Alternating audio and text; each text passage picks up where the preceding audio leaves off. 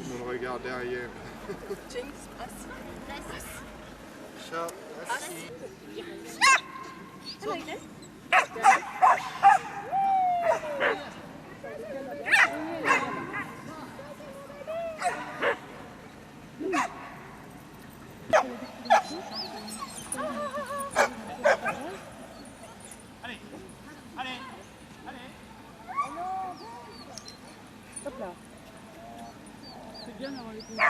Fabrice Lavigan, je suis président du club canin de Gironde. Alors, le club canin, c'est une association loi 1901 et on assure principalement de l'éducation pour des particuliers qui viennent éduquer leurs chiens. On a aussi les deux disciplines sportives qui sont pratiquées au club, l'agility que vous voyez aujourd'hui et puis de l'obéissance.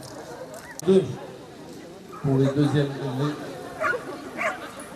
GPF, pas pour le fun, parce que ça compte en tant que sélectif et qualificatif pour les premiers degrés, donc c'est un parcours important pour elle.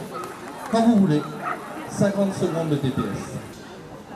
Alors, un tunnel de 6 mètres en ligne droite, c'est un accélérateur. Le petit tour, c'est bon pour la montée, c'est bon pour la descente. Mon fixe, voilà, c'est bon. Le tunnel, c'est bon. Le demi-tour des deux sauts, 7 et 8, voilà, c'est bon. Bien conduit, le out, impeccable. La montée est bonne, la descente aussi. Elle continue, c'est bon. Attention. Ah là, il y a un refus. Alors on remet dans l'axe, c'est bon. Voilà. Donc alors on parlait de ligne imaginaire sur l'enchaînement 10-11, je ne peux pas. De par le saut de la 10, c'est sûr que votre chien franchit l'axe de la 11. Pas en arrière. C'est bon, il y a les pattes arrière qu'on touchait dedans. Rappel. Alors, on accueille les chiens à partir de 3 mois, c'est-à-dire à partir du moment où leurs vaccins sont efficaces. Et les cours d'éducation ont lieu le samedi après-midi, à 14h30. Ce sont des cours collectifs. Donc après, on fonctionne à peu près avec 20-25 chiens chaque fois. Et c'est des fonctionnements en atelier, on travaille différents ordres de base. Que le chien sache se comporter à peu près correctement en famille. Le week-end d'aujourd'hui, c'est un partenariat entre le club de race des bergers australiens et le club canin d'Avallon. Donc en fait, on s'est partagé les tâches, c'est-à-dire que, pour faire simple, le club de race se charge de la partie administrative des concours et nous, on assure la partie logistique, c'est-à-dire l'installation du terrain et le bon fonctionnement des concours la journée. Donc c'était en 2 temps, Coupe de France de troupeau des bergers australiens. Et aujourd'hui, on a le championnat de France d'agility des bergers australiens.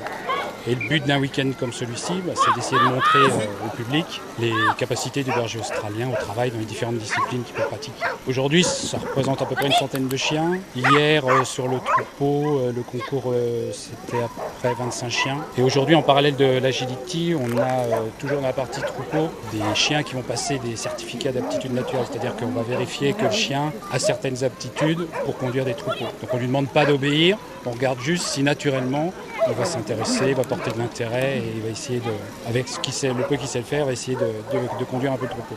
Pour pouvoir organiser un championnat de France d'un club de race, il faut quand même que le cheptel soit assez important. Parce que c'est pour faire un concours à 20 chiens, ça ne présente pas un grand intérêt. Mais déjà, c'est un cheptel qui est assez important. Puis il se trouve qu'au club de Gironde, on a des bergers australiens. Et puis après, tout simplement parce qu'on a des amis au sein du club de race qui nous ont demandé si on pouvait organiser. Et ça s'est fait comme ça. Ah non. Non. Mais il fait comme ce qu'il a. Si, viens, dedans. C'est convivial, même si c'est un championnat. Quand vous voulez.